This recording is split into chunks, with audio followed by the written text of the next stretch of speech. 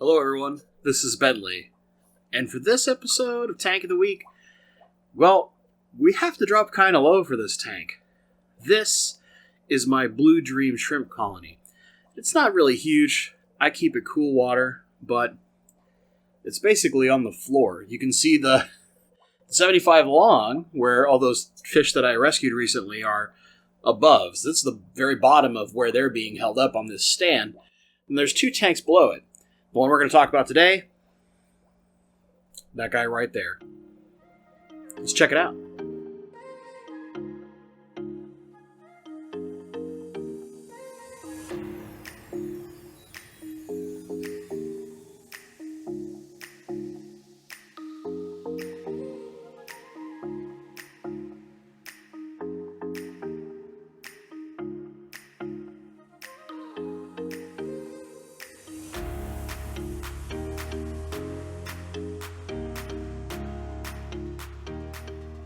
Here's a little closer shot of the colony, and you can see it's really simple. There's really not a whole lot going on here.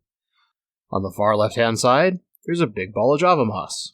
In the middle, there's a big ball of Sulwhasser tang. On the right, there's a small ball of Sulwhasser tang. And there's a few extra plants. And a lot of algae. Now, you'll notice this is that kind of paler green type algae. Let me point where we should look.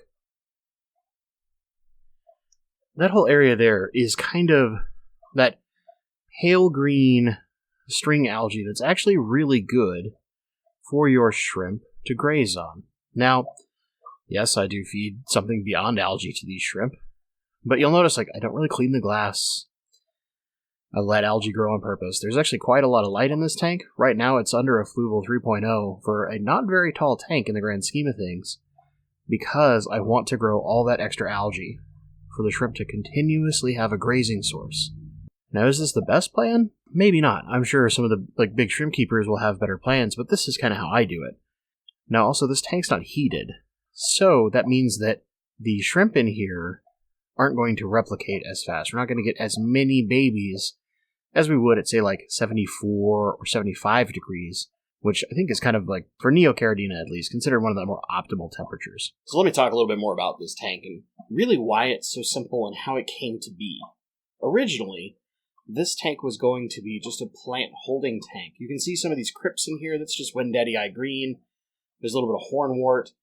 You can see some really thin stargrass in a couple of spots that has not done well, and part of that is just because of what I've let this tank do is not good for stargrass. So I've slowly been ripping the stargrass out. And yeah, if you look really close, you're probably going to see a little bit of bladderwort that I've been fighting for an eternity. The tank was originally just going to hold some plants temporarily as they were moving between places. So if I came home from a club auction or some kind of event and I had a bunch of plants that didn't immediately need CO2, they would get dumped into this tank. And then, I'd have 3 or 4 days to slowly but surely figure out where to go. There's ADA soil in the bottom of this thing mixed in with that gravel. It's got good soil, it's a nice tank, but it was just a holding tank. Well, then my friend Brad brought me a bunch of Blue Dream shrimp, and these are from Lucas Brett's line. So they're really nice. I've had to cull a few shrimp, but not very many. I think maybe 3 or 4 out of what's happened, and we had some stuff go on at the house that made me lose part of my colony at one point, and I've resolved that through doing a lot of cleaning in the tank, as far as removing a lot of crazy excess plant stuff, and then changing out how some of the filtration was done. These tanks you've seen in my breeding room, so in the back left corner, where you can see the line coming down to the sponge, you should see some glass braces. How these things are designed is to have basically a trickle tray box in that upper left corner, and then it uses a power head to push water up into the trickle box, and then it just drains back down up toward the front left here. So it would go from the very back left up to the trickle box toward us, and then drip down basically right in the front left hand of the tank.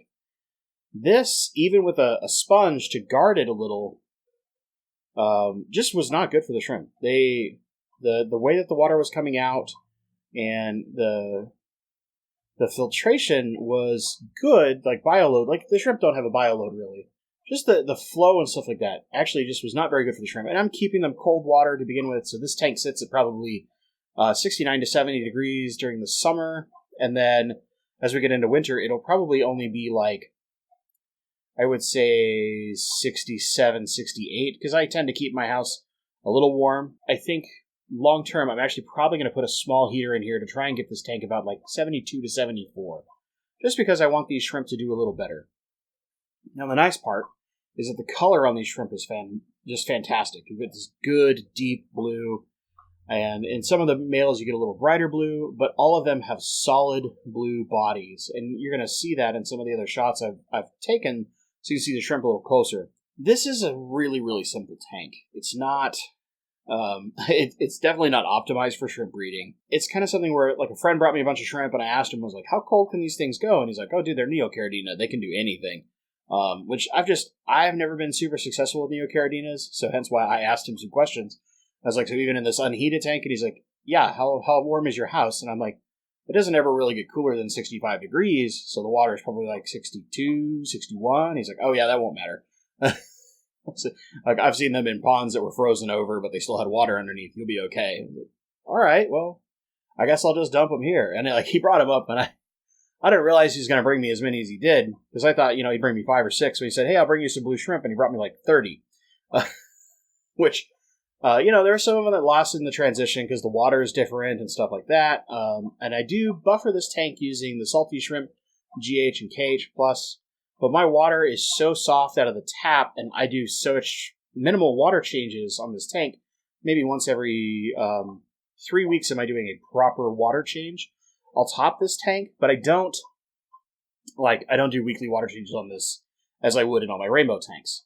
Why this tank? Well, first off, this is what my Patreon supporters voted on.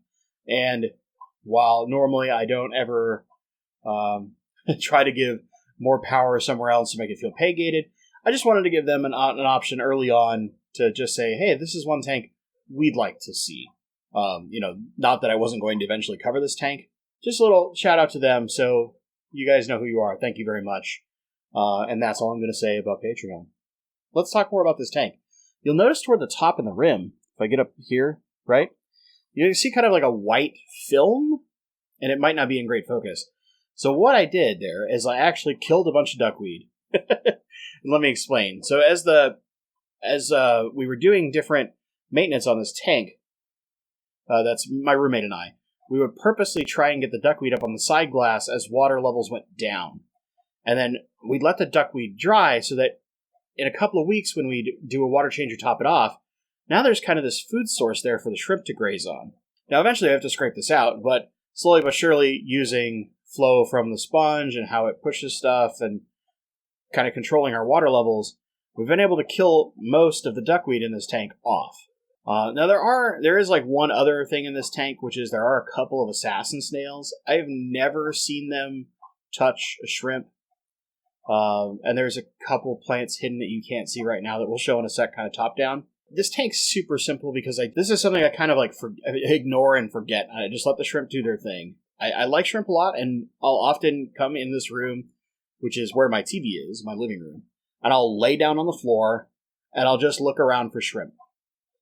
You guys know I'm a sucker for blue color, so of course the blue shrimp are going to be the ones I want, but it's just been something fun, and slowly but surely, like, I've spread some shrimp to another tank where they're kind of off on their own as an experiment with some of the color culls, and like one or two males that were kind of, just so that they can clean up after potential rainbow fry in some of the fry tanks. But long term, I think that eventually what I want to do is I will move all of the shrimp to a true like plant grow out tank, which I'll do whenever I can make room in my garage. I want to do something like a 4 foot by 4 foot by only like 16-inch tall kind of pond, something along those lines. And there's a bunch of different ways to get these things, but something big and broad where I can plant a lot of plants and then just have the temperature say more like 74. I'm not worried about fish, but I'll just let the shrimp live there so they can graze on all the biofilm and stuff and just do better than this tiny tank. But for right now, their colony is at a good size. This tank is actually really good for them at the rate they reproduce. And kind of the last thing I want to talk about, you guys have saw my food video. I talked about some of the food I feed, and that is every once in a while these guys get some more pashy. I have occasionally put brand new live baby brine in here. But for the most part, it's a little bit of Shrimp King every once in a while, like every 3 days or so. And then a little bit of the Zoo-Med banquet blocks. And that's probably like one of those a week. And then Shrimp King, I think every other day is what I'm doing now, because the colony's about to a size where every other day is a good way to feed these guys. But beyond that, I just let this algae grow and I let them have something to graze on. So let's look a little closer, kind of top down, and check out kind of the last stuff that is in this tank. So here we are looking top down in the tank, and I'll just kind of pan. You can see the far right-hand side, there's that green crypt. There's a few rocks through here, some petrified wood, a few extra plants, and then in the back you can see that Swiss Tropicals Poré foam sponge that I like using for this particular tank. And then, of course, if we were to tilt this way, we would see the giant ball of algae and moss and swasser tank. So this tank is really simple. Over here in the middle there, you can see that plant that's called Homolomena. It's a less common plant, kind of like Anubias. Beyond that, you can see like not a lot of shrimp visible. They really do hide up in the front area where there's all those plants, but there's a bunch that'll sit there on that sponge just because it's good grazing ground. And then every once in a while, you'll catch one running around. But you can see nothing really too fancy here. It's a pretty simple tank. Well, there you go, guys. There's a simple look into my Blue Dream colony. Nothing fancy, nothing special. I know some of you are going to be like, well, how can you possibly breathe in well with the tank that dirty? Or the bladderwort's going to kill all your baby shrimp. That's all I got to say. Just I guess you'd say that like my approach to shrimp is like the lazy, simple way. Let the shrimp do their thing. Let nature do nature's thing. They eat a lot of algae in the wild. They get their mineral contents. That's what I'm trying to do. For now. Eventually, they're going to move somewhere else, and this tank will probably get taken down. Or turned into just a quarantine tank. Not really sure. You guys will know in the future. So, with all that being said, what I would like to know down in the comments is, which shrimp do you like the most? Do you prefer Neocaradinas or do you prefer Caradinas? And then which color? Let's not go too crazy. Not like crazy metallic steel, blah, like some $750 shrimp. None of us are buying those shrimp. Come on, guys. Let's be honest here. But of the shrimp that are out there and easily available, maybe you're going to, Flip Aquatics or your local store, or one of my favorites is buyprintshrimp.com, just because I know Eric Lucas and he's a super nice dude. That's kind of like Caradina, or like Flip Aquatics has got great Neocaradinas, or maybe you want Lucas Brett's Blues like I've got, or some of his yellows, which are hard to get but amazing. What is your favorite shrimp? I'd love to know that down in the comments. If you like this video, if you love shrimp, give us a thumbs up. If you don't like shrimp, you hate algae, you can't stand that this is a perfectly aquascape tank, and how dare I not have something amazing to hold my shrimp colony in, go ahead and hit the thumbs down twice just to let me know how much you can't stand that tank. As always, guys, thank you so much for watching, and stay awesome.